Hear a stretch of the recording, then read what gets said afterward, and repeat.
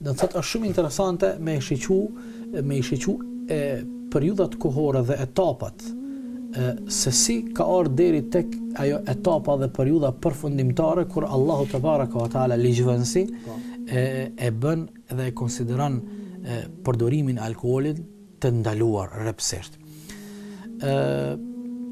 Allahu te baraka wa taala fillimisht do të thotë tregon Abdullah ibn Umar radiallahu anhuma thot kur zbriti ajeti i cili e ndaloi përfundimisht përdorimin e venës, nga se vena përfundimisht sepse më herët nuk ishte ndaluar, ishte ndaluar pjesërisht.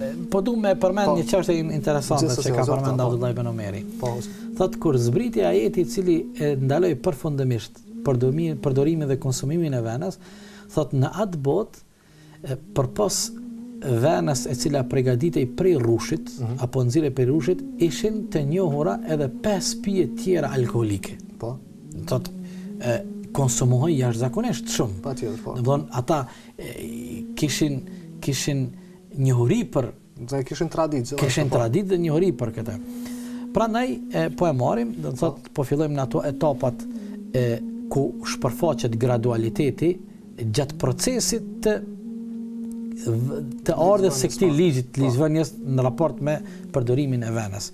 Fillimisht Allahu te baraka wa taala zbret ajetin në surën Baqara ku Allahu te baraka wa taala jep sinjale për njerëzit të cilët din me logjiku dhe din me i peshu gjanat, jep sinjale se përdorimi i alkoolit dhe bigjozi është i dëmshëm. Dami është më i madh se sa dobia. Sikur Allahu xhallahu thot, "Yasalunaka anil khamri wal maisiri", vinë dhe të pyesin ty o Muhammed në lidhje me alkoolin, venën, alkoolin dhe lojrat bigjoz. Kul fihima ithmun kabirun wa manafi'u lin-nas.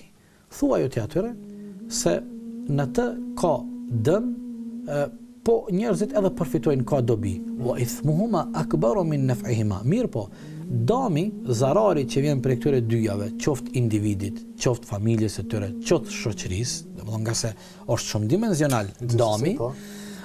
Ky dëm dhe ky zarar është më i madh se sa dobia që mund ta shohin nëse e marrin kuptimin e përgjithshëm, nëse e analizojmë individin i cili e përdor, nëse analizojmë edhe kemi parasysh familjen dhe efektet që përçohen te familja, nëse kemi parasysh efektin që përcillet në shoqëri, atëherë rezultati pas kalkulimit na del se dami dhe zarari është sigurisht pa asnjë dilemë më i madh se sa dobia. Këtu ka një paralajmërim. Do të kesh ajo faza e parë. Po. Ajo etapa e parë. E ndalimit. E paralajmërimit. Nuk alos s'kemi të bëjmë me ndalim. Mirë, po ishte sinjal. Ishte sinjal. Është paralajmëruar. Po është paralajmëruar dhe është vërtetuar se dami është më i madh se dobia. Pastaj vjen një fazë tjetër ku Allahu te baraka wa taala e kufizon kohën e përdorimit të alkoolit. Do të thotë e ndalon në mënyrë selektive. Pjesërisht. Ku Allahu te baraka wa taala thotë o ju besimtar, mos u afroni në namaz derisa ju jeni të dehur. Alladhina amanu la taqrabu as-salata wa antum sukara. O ju që keni besu, mos u afroni namaz derisa jeni të dehur. Do të thotë tani vetëm është kufizu koha kur më përdor alkoolin, nga se për shembull, po e zojmë, distanca kohore mes namazit akşamit dhe yatis është një distancë shumë e shkurtë. Afërsisht është 1 orë 3 çerek maksimumi. 1 orë 3 çerek është maksimumi. Hajde po e zojmë 2 orë maksimumi. Domethënë po e zojmë verës kur dita është shumë e gjatë. Mirë po 1 orë 3 çerek është ajo mesatarja. Diçka më pak apo më shumë.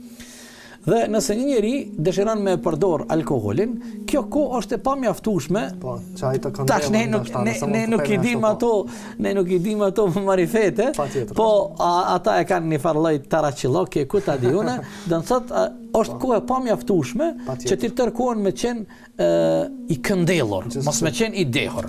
Do të thotë kjo ka qenë ajo etapa e dytë ku është kufizuar. Ka ardhur një etapë para se të vijë etapa përfundimtare, ku Allahu te baraka wa taala thot inma yuridu ash-shaytanu an yuqi'a bainakum al-adawata wal-baghdha'a fi al-khamri wal-maisiri wa yasuddakum an dhikri Allahi wa 'ani as-salati fa antum muntahun. Thot shejtani ka për qëllim që ju nëpërmjet përdorimit të alkoolit dhe të bigjozit të mbjell mes juve armiqësi dhe urrëtie dhe t'ju pengoj nga rruga e Zotit dhe nga namazi, ka ardhur përfundon si përfundon ajeti Maide 9, fahal antum muntahun, thua vallë nuk doni mu ndal prej kësaj.